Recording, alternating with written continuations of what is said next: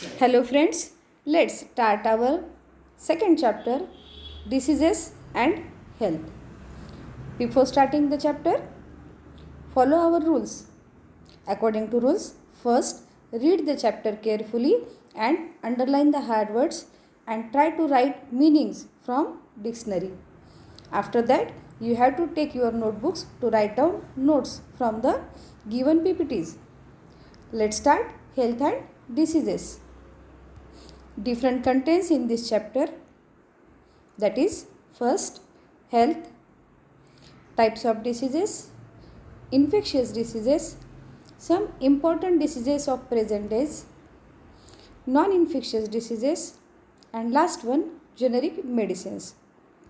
Before starting the chapter, we have to observe different questions regarding to the previous knowledge, that is can you recall. पूर्वज्ञानाच्या तपासणीसाठी तुमच्या टेक्स्टबुकमध्ये first पेजवर असलेल्या can you recall या अंतर्गत आलेल्या काही प्रश्नांवरती आपण प्रकाश टाकूया. First question, have you ever taken the leave from school due to sickness? Always your answer is yes. आपल्यापैकी प्रत्येकाला कधी ना कधी आजारी पडल्यामुळे सुट्टी घ्यावी लागलेली आहे. Second question, what happens exactly when we become sick? We can observe different symptoms such as cold, cough, fever, or sometimes major diseases like swine flu, chickenpox. Now, third question. Sometimes we feel good even without taking any medicines, and sometimes we need to consult doctor and take regular medicines in sickness. Why is it so? Do you know it? Generally, the severeness of the disease depend on immunity power of the person. Immunity power of each person is different from another, and due to which sometimes we feel good even without taking any medicines, and sometimes we need to consult doctor. म्हणजेच काय, बऱ्याच वेळेला छोट्या छोट्या आजारांमध्ये आपल्याला डॉक्टरांना consult करण्याची गरज पडत नाही. असं होण्यामागलं पहिलं महत्त्वाचं कारण म्हणजे आपल्या शरीरामध्ये असणारी प्रतिकारक क्षमता. मग प्रतिकारक क्षमता म्हणजे काय? कुठल्याही आजाराची आपल्याला जर लक्षणं दिसू लागली तर आपलं शरीर सर्वात प्रथम त्याच्याशी लढायला तयार असतं, त्याच्याशी फाईट करायला तयार असतं. प्रत्येक आजाराशी लढण्याची आपल्या शरीराची क्षमता, यालाच आपण प्रतिकारक क्षमता म्हणतो. तो रोगजंतूंना आपल्या शरीरामध्ये प्रवेशच करू देत नाही. And according to this immunity power we can observe the severity of the disease. Now, let's start with the first part of our chapter, that is health. Can you tell me what is meant by health? Absence of disease is called health. Is it right? Think about it. Not only the absence of disease, but health is a state of complete physical, mental, and social well-beingness, and not merely the absence of disease. फक्त आजार नसणं म्हणजे आरोग्य नव्हे, तर आपल्या आरोग्याचा सहसंबंध हा आपल्या शारीरिक, मानसिक आणि सामाजिक आरोग्याशी सुद्धा येतो. आपण सामाजिकरित्या, शारीरिकरित्या, मानसिकरित्या कसे आहोत? सुदृढ असणं या शब्दाचा अर्थ काय आहे? आपल्या शरीरातील क्षमता उत्तम रीतीने कार्य करत असणं, याला आपण सुदृढपणा म्हणतो, वेल-बिईंगनेस. अँड अकॉर्डिंग टू दॅट शारीरिकरित्या आपल्याला कुठला त्रास होत नाही आहे, मानसिकरित्या आपल्याला कुठला त्रास होत नाही आहे, याला आपण आरोग्य म्हणतो. Now what is mean by the mental and social wellbeingness? काही काही वेळेला आपण असं उदाहरण पाहतो की आपले मित्रमैत्रिणी आल्यानंतर आपण त्यांच्याशी भांडण करतो, चिडचिड करतो, त्यांचं आपलं जमत नाही. मग अशा वेळेला आपण मानसिकरित्या डिस्टर्ब असतो.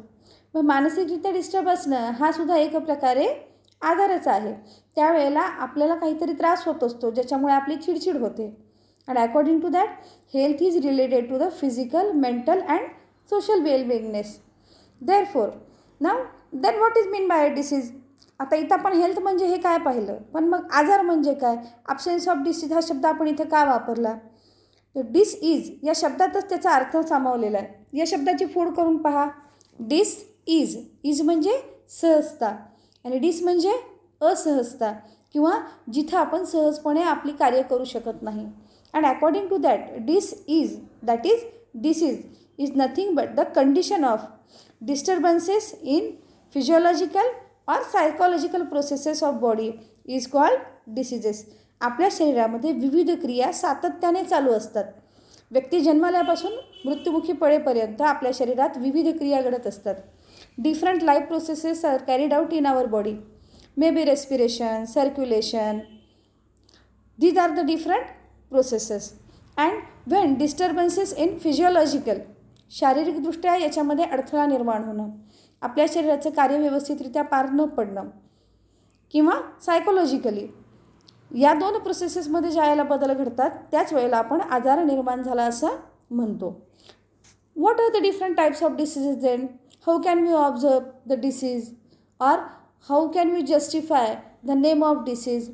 It is related to the types of diseases. म्हणजेच काय, आजारांचे सुद्धा विविध प्रकार आहेत, रोगांचे सुद्धा विविध प्रकार आहेत. आता चुकून मी तुमच्यासमोर दोन शब्दांचा उच्चार केला, आजार आणि रोग. In English we can call it as disease and disorder. Is the two words are same or different? हे दोन शब्द सारखे आहेत की वेगळे आहेत? आजार आणि रोग. तुम्हाला काय वाटतं, दोन्हीचा अर्थ एकच असेल? पण तसं नाही आहे. आजार आणि रोग.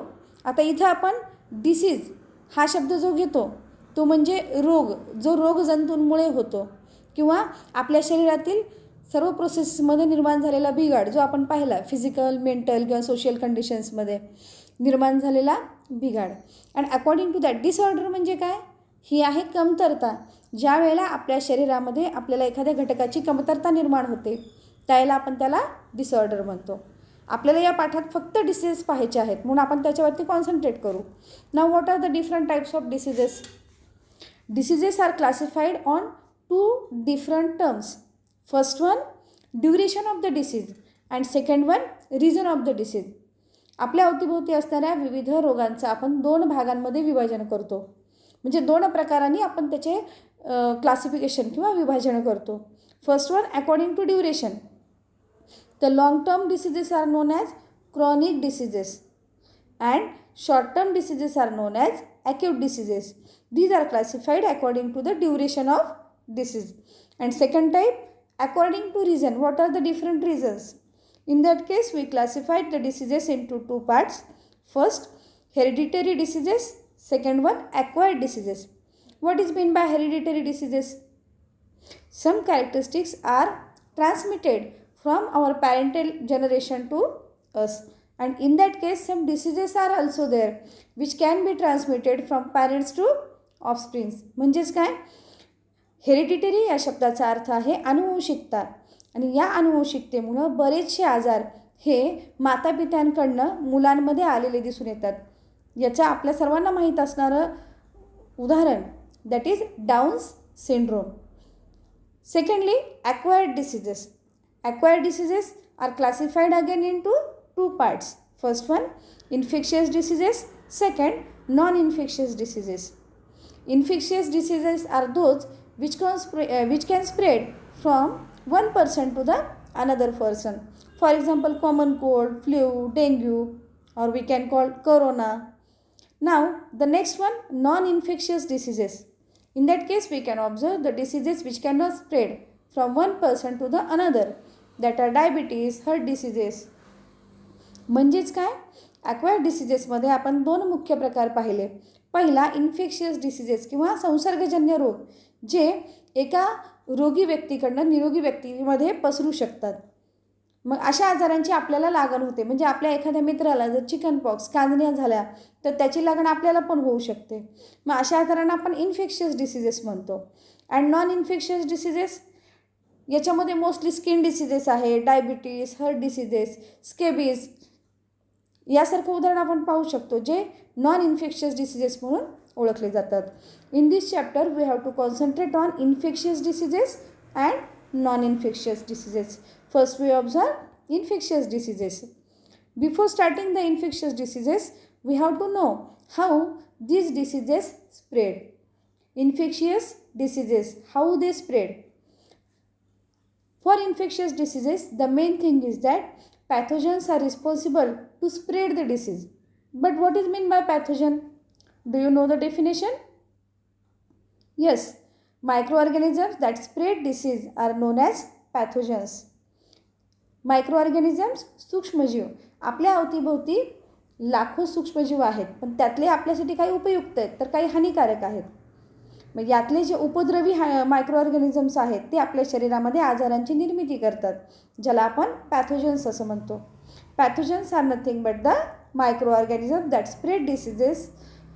नाव when we think about the pathogens, these pathogens directly attack on our body or sometimes they contaminate different substances such as food, water.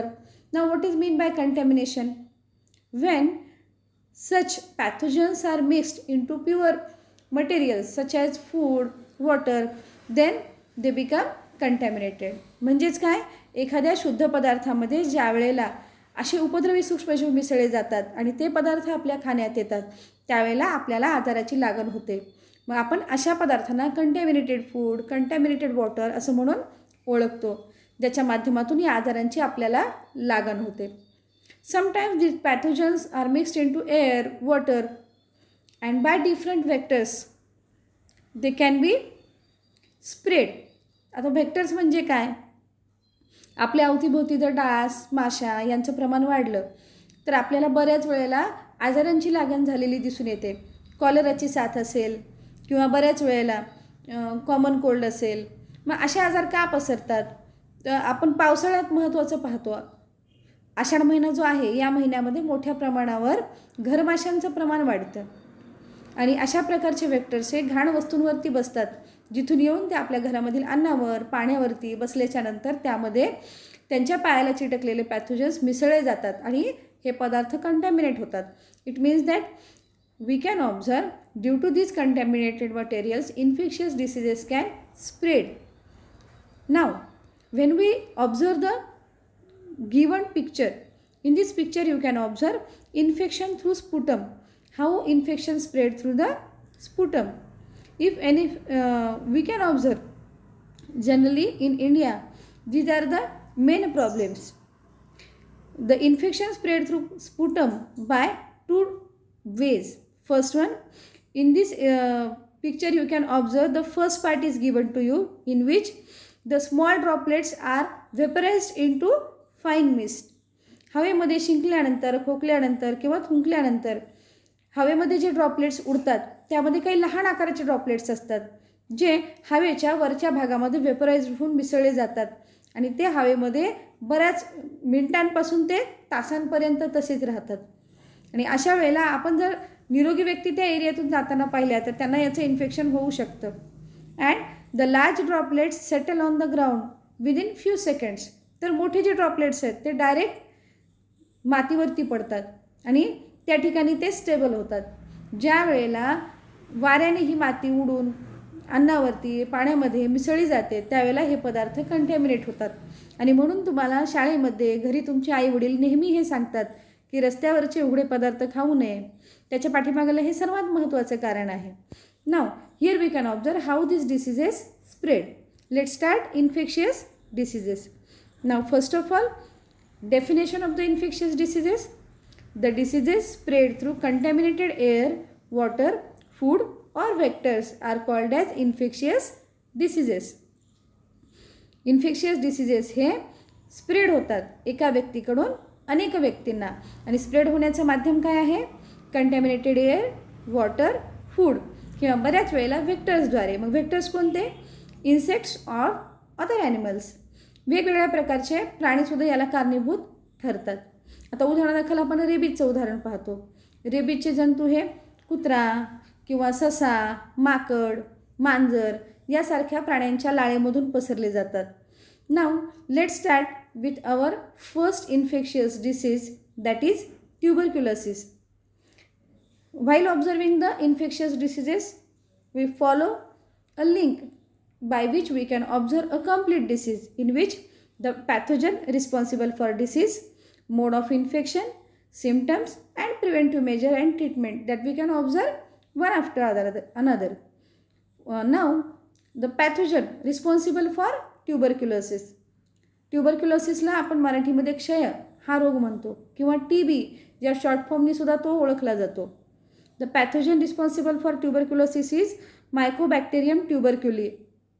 Mycobacterium याचा अर्थ हा एक बॅक्टेरियल डिसीज आहे जो बॅक्टेरियामुळे स्प्रेड होतो. Generally 1% die due to tuberculosis in India. भारतामध्ये एका मिनिटाला एका व्यक्तीचा मृत्यू ट्युबरक्युलोसिसने होतो असा WHO वर्ल्ड हेल्थ ऑर्गनायझेशनचा अहवाल सांगतो. ज्या अहवालानुसार भारतामध्ये या आजाराचं प्रमाण खूप जास्त आहे हे आपल्या लक्षात येतं. मग हा आजार पसरतो कसा? What is the mode of infection? In that case first one, spitting by patient through air, the prolonged contact with and sharing of materials of patient. If we share different things or the different objects of the patient, then also this disease can be spread. And due to spitting, we can observe first that droplets can be settle on ground or they may be present in the air in the form of small droplets which can spread this disease. Now what are the symptoms that we can justify this disease? Remember one thing, symptoms and signs are the two different things. आपण दवाखान्यात जातो त्यावेळेला आपल्याला doctor विचारतात ना, तुम्हाला काय झालं आहे, काय काय होतं आहे. कधी कधी असा प्रश्न येतो की नाही आपल्या मनात, डॉक्टर हे तर आपल्याला काय विचारतात? तर आपण जे सांगतो त्याला सायन्स असं म्हणतात, ज्याच्यावरून ते जस्टिफाय करतात प्रत्येक आजाराचे सिम्पटम्स काय काय आहेत. मग त्या सिम्पटम्सचे जर आपण सांगितलेले सायन्स जुळत असतील तर त्यानुसार ते आपला आजार सिग्निफाय करतात. म्हणजेच काय, आपल्या शरीरामध्ये जे दिसून येतात ती लक्षणं, आणि हे सिम्पटम्स म्हणजे आजाराची नेमके सिम्पटम्स, ठराविक लक्षणं कोणती आहेत की ज्यावरून आपण त्याला जस्टिफाय करतो. चिन्ह आणि लक्षणं, सायन्स आणि symptoms. Now here we are going to observe the symptoms. Chronic cough, bloody spitting, emaciation, difficult breathing. Chronic cough म्हणजे काय? ज्या वेळेला 3 आठवड्यांपेक्षा जास्त कालावधीपर्यंत खोकला कमी होत नाही त्यावेळेला तो क्रॉनिक कफमध्ये कन्वर्ट होतो. ब्लडी स्पिटिंग, थुंकीवाटे रक्त पडतं. इमॅशिएशन, दुर्बलता किंवा अशक्तपणा, कोणतेही कार्य करण्यामध्ये अनुत्सुकता निर्माण होते ज्याच्यामुळे तो व्यक्ती काम करण्यास दुर्बल बनतो. डिफिकल्ट ब्रीदिंग, श्वास घेण्यासाठी त्रास व्हायला लागतो. Now what are the preventive measures for this disease? Remember one thing, prevention and treatment are two different things. माहिती आहे तुम्हाला? प्रिव्हेन्शन आणि ट्रीटमेंट या दोन वेगळ्या गोष्टी आहेत. वेगळ्या म्हणजे कशा? इंग्रजीमध्ये एक म्हण तुम्ही नेहमी ऐकली असेल, prevention is better than cure. म्हणजे काय? प्रिव्हेन्शन याचा अर्थ आहे कोणताही आजार होण्यापूर्वी दक्षता घेणं. जसं आपल्याला कोरोनाची लागण होऊ नये म्हणून आज आपण सगळेजण घरी आहोत. बाहेर गेल्यानंतर, रुग्णाच्या संपर्कात आल्यानंतर आपल्याला तो आजार होऊ शकतो. तो होऊ नये म्हणून घेतलेली दक्षता म्हणजे प्रिव्हेन्शन. अँड ट्रीटमेंट म्हणजे काय? ज्या वेळेला एखाद्या व्यक्तीला तो रोग होतो त्या रोगावरती केला गेलेला उपचार किंवा इलाज याला आपण म्हणतो ट्रीटमेंट.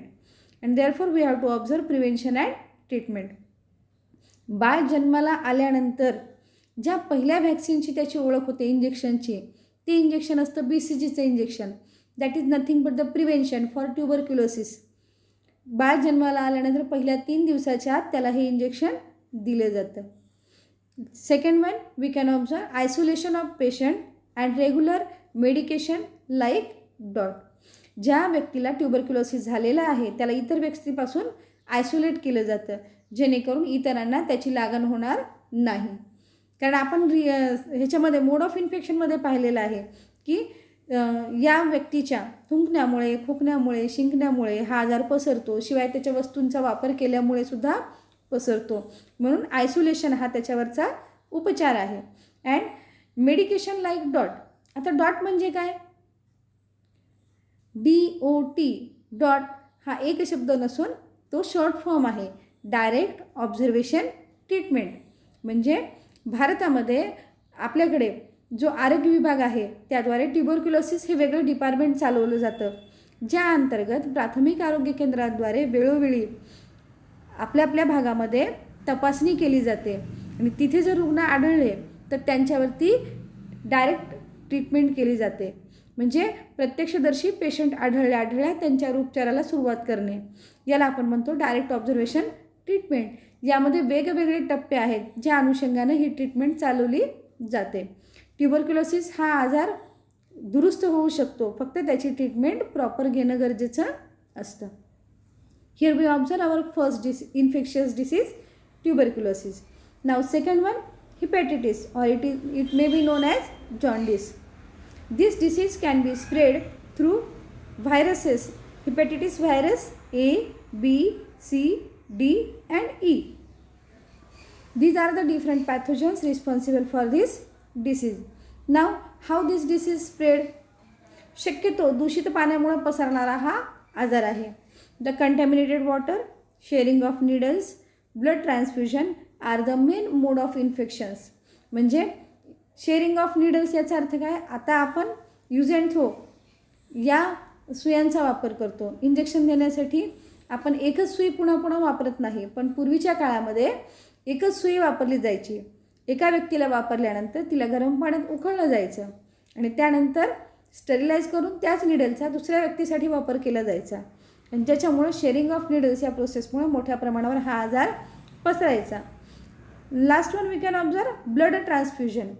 ज्या वेळेला एखाद्या व्यक्तीला रक्त चढवलं जातं, दुसऱ्या व्यक्तीचं रक्त दिलं जातं. जर त्या व्यक्तीला हा आजार झालेला असेल तर दुसऱ्यांना ते इन्फेक्शन होऊ शकतं.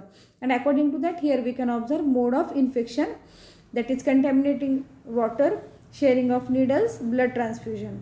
Now, what are the symptoms? In that we can observe anorexia, yellow urine, general weakness, nausea, vomiting and grey stool. Now, anorexia means eating disorder or loss of appetite. जेवणावरची इच्छा उडणे, ज्यांना जेवण करावंसं वाटत नाही आजारामध्ये, त्याचं हे लक्षण. Then yellow urine, general weakness and nausea. And vomiting, grey stool. These are the different symptoms. What are the preventive measures then?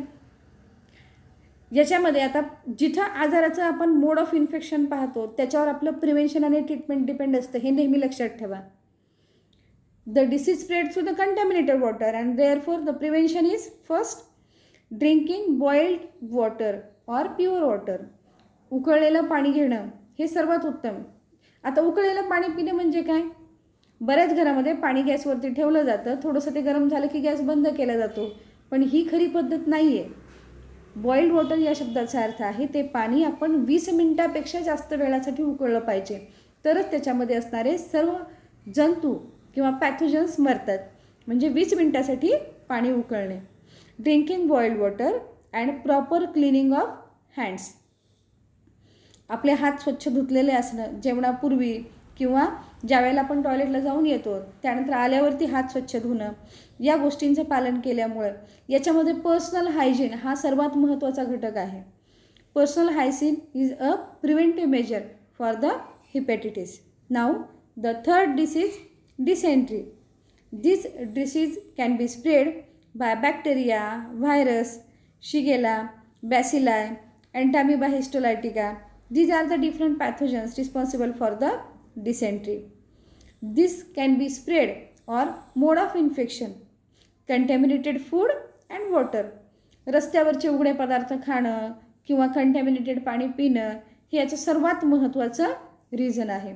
Mostly in the pilgrims we can observe this example. यात्रेमध्ये जाणाऱ्यांना मोठ्या प्रमाणावर dysentery या आजाराला सामोरं जावं लागतं. Now symptoms, watery stool, pains in abdomen are the two different symptoms. Preventive measures and treatment. आता याच्यामध्ये प्रिव्हेंटिव्ह मेजर्स काय आहेत? पुन्हा तेच जे आजार कंटॅमिनेटेड वॉटर आणि फूडनी पसरतात त्यामध्ये काय आहे? Drinking of boiled water and proper storage of food. And last one ORS consumption. What is mean bye ORS? Yes, oral rehydration solution, ज्याला आपण जलसंजीवनी असं देखील म्हणतो. 5वीच्या वर्गामध्ये जलसंजीवनी कशी बनवायची हे आपण शिकलो आहेत. Can you tell me the method of formation of जलसंजीवनी किंवा ORS? ORS पावडर आपल्याला बाजारात विकत मिळते, पण जर ती अवेलेबल नसेल तर आपण घरी पण ते बनवू शकतो जलसंजीवनीच्या माध्यमातून. यासाठी आपण काय करतो? 1 ग्लास पाण्यामध्ये 1 चमचा साखर आणि 1 चिमूट मीठ टाकून मिसळून हे पाणी पितो, ज्याच्यामुळं अशक्तपणा कमी होतो. नाव the next disease in the infectious diseases, that is cholera can be spread due to Vibrio cholerae, a bacterium म्हणजे हा सुद्धा एक बॅक्टेरियल डिसीज आहे. Then what is the mode of infection?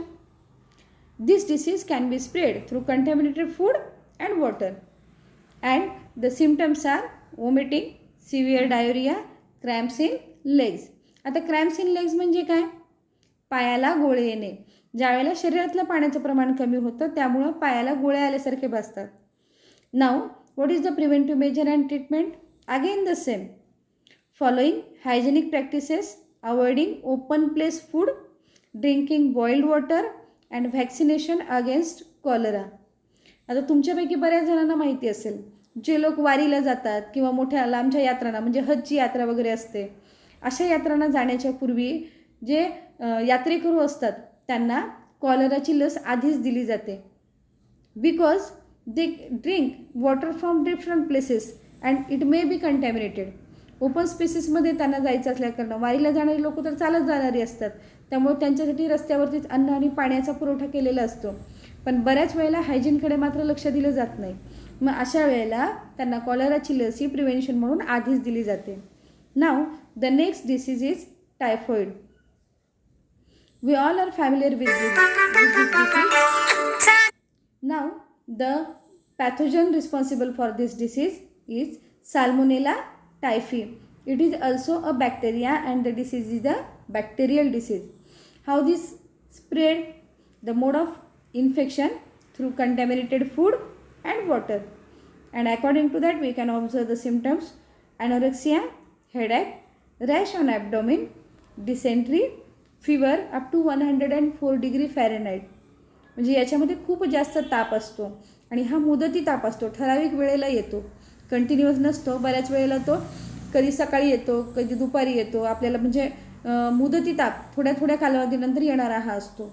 Now what are the prevention for this?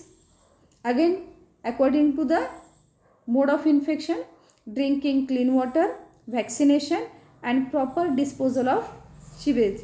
These are the different preventive measures that we can take for the disease typhoid. Here we completed some infectious diseases given in our chapter. Today we stop here. You have to write names of such type of infectious diseases. That is homework for you. आजचा तुमचा घरी करावयाचा अभ्यास काय असेल तर मी जसे तुम्हाला आता हे 5 इन्फेक्शियस डिसीजेस शिकवले त्या पद्धतीनं तुम्हाला माहिती असणाऱ्या वेगवेगळ्या इन्फेक्शियस डिसीजेसची नावं लिहा आणि शिवाय हेल्थ आणि डिसीज या व्याख्या लिहून काढून पाठ करा. इथे आपण थांबूया.